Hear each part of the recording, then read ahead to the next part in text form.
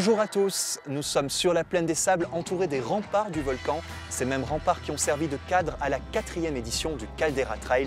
Vous le voyez, le soleil brille au-dessus de nos têtes, des conditions idéales pour en prendre plein les yeux. Samedi dernier, les 400 trailers engagés sur la course ont pu eux aussi bien profiter du spectacle. Avant de rejoindre les grands kiosques de Bourmurat, regardez.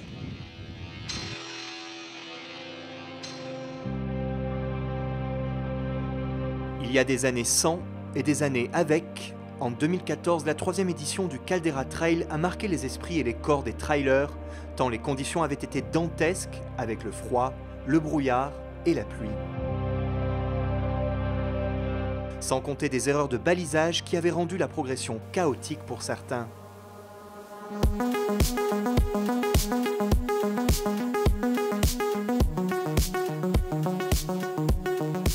Cette année, oubliez ces mauvais souvenirs, le Caldera Trail 2015 a réuni toutes les conditions d'une belle édition. On a beaucoup appris de l'an dernier, beaucoup de motivation de la part de clubs et d'associations, et je pense que la course, le bébé commence à grandir. C'est vrai que c'est en faisant des erreurs, en ayant fait parfois des mauvaises décisions de parcours et autres, que on apprend à, on va dire, à pas maîtriser les sentiers, mais à connaître la Réunion qui est compliquée avec sa météo capricieuse. À l'époque, les premières éditions, on avait du littoral, et avec les pluies, on avait forcément en aval du système énormément de pluie, on changeait le parcours, etc. Là, on s'est dit, on va faire une course d'altitude.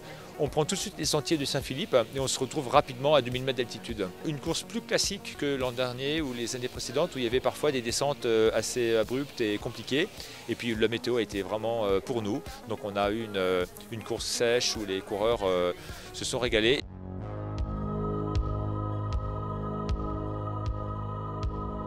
Avec un temps si dégagé, les paysages du volcan se sont offerts en spectacle. De la traversée de la plaine des Sables jusqu'au pente de Bourmurat, les coureurs en ont pris plein les yeux. Super, en forme, kiffe la Caldera. Gros bisous.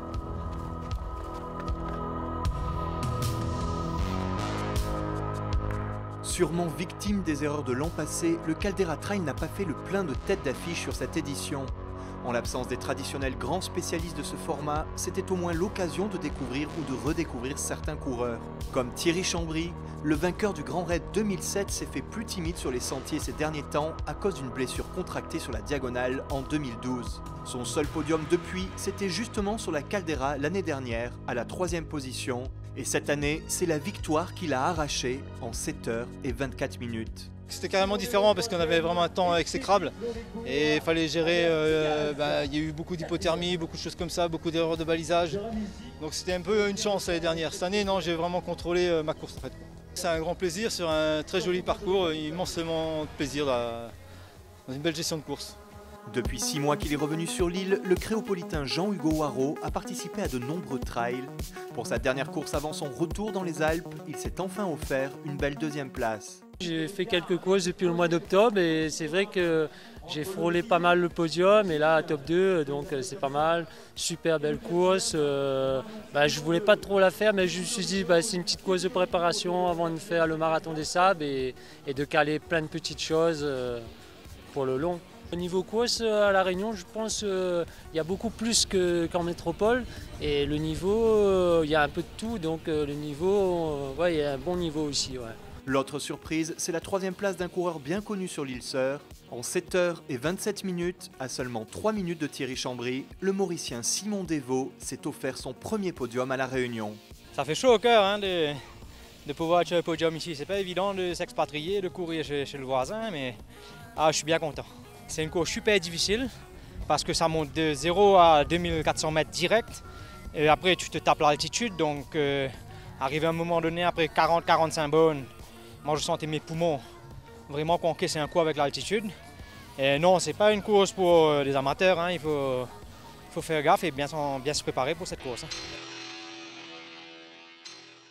Voici maintenant quelques news en vrac. Nos coureurs pays continuent de s'exporter brillamment. Début mars, c'est Freddy Thévenin qui a commencé en beauté sa saison internationale. Le Palmi-Pénois a participé à la 3e étape de l'Ultra Trail World Tour, la Trans-Grande Canaria. Après un peu plus de 16 heures de course, Freddy Thévenin a réussi à se hisser à la 8e place, à un peu moins de 2 heures du vainqueur, Gediminas Grinius. Un nom qui ne nous est pas inconnu. Souvenez-vous, le Lituanien était arrivé 4e à la dernière édition du Grand Raid. Freddy Thévenin n'était pas le seul réunionnais en lice puisque Fabrice Armand était lui aussi sur les sentiers des Canaries et il a terminé à la 143e place. La prochaine étape de l'Ultra Trail World Tour, c'est la semaine prochaine dans le Sahara sud-marocain. Cette fois-ci, c'est Jean-Hugo Waro, fort de sa 2e place sur le Caldera Trail, qui représentera les couleurs de la Réunion.